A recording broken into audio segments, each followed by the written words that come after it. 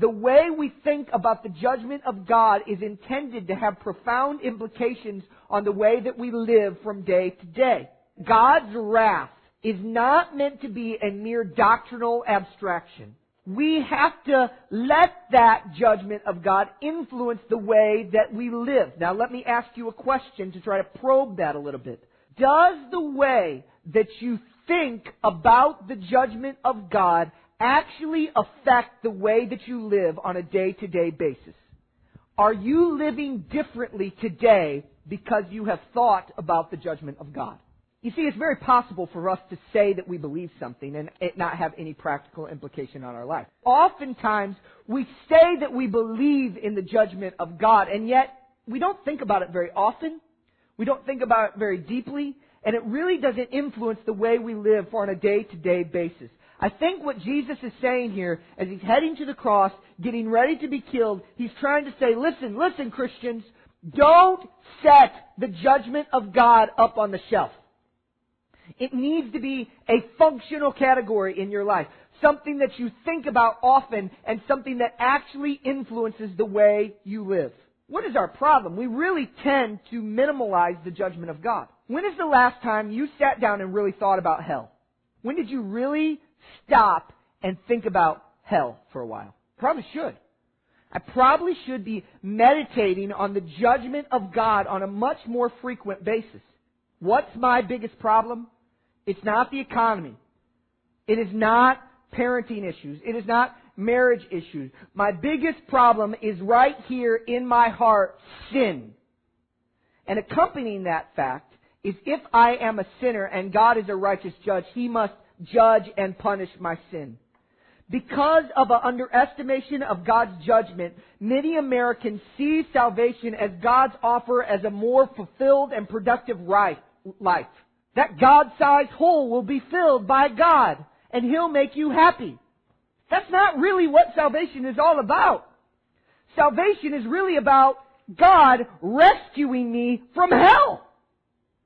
I am saved from the penalty of my sin, not from an empty and meaningless life. God reminds us of His wrath and judgment in order to have a profound impact on the way we live.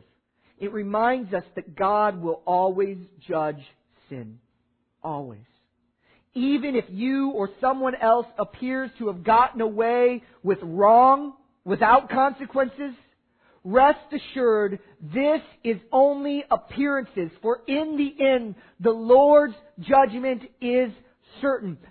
God will not be mocked. He always judges sins. Hebrews 10:30. Vengeance is mine. I will repay. Friends, we must ponder the severity of God's judgment. For the rejection of Christ brings with us unthinkable anguish. I simply do not think about the terrors of the wrath of God often enough. How can I say things like, well, that person's an unbeliever, without having my heart hurt? How can I say, if you reject Jesus, you're going to go to hell, without having a tear in my eye? We are not talking about a little spanking. We are talking about eternity in the fires, separated from God Himself in incredible and unending and unbearable anguish. I want to read for you kind of a lengthy section from Jonathan Edwards for a moment. If impenitent sinners can neither shun future punishment, nor deliver themselves from it, nor bear it, then what will become of them? They will wholly sink down into eternal death. Imagine yourself to be cast into a fiery oven or of a great furnace where your pain would be as much greater than that occasioned by accidentally touching a coal of the fire, as the heat is greater. Imagine also that your body were to lie there for a quarter of an hour, and all the while full of quick scents. What horror you would feel at the entrance of such a furnace. And how long would that quarter of an hour seem to you? And after you had endured it for 1 minute, how overbearing it would be for you to think that you had to endure it another 14. But what would be the effect on your soul if you knew you must lie there enduring that torment for a full 24 hours? And how much greater would be the effect if you knew that you must endure it for a whole year? And how vastly greater still if you knew you must endure it for 1,000 years? Oh, then how would your heart sink if you knew that you must bear it forever and ever? That there would be no end, that after millions and millions of ages, your torment would be no nearer to an end than it ever was, and that you never, never should be delivered. But your torment in hell will be immensely greater than this illustration represents. How then will the heart of a poor creature sink under it? How utterly inexpressible and inconceivable must be the sinking of the soul be in such a case.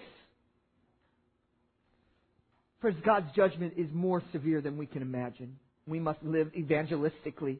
The severity of the judgment of God upon those who reject Christ should give us both a sense of sobriety and urgency in our evangelism. There is a real place called hell, and it will be inhabited by everyone who rejects Christ. If they do not repent and trust in Jesus, your family member, your friend, your co-worker, your neighbor, your classmate will feel the flames of God's wrath for all.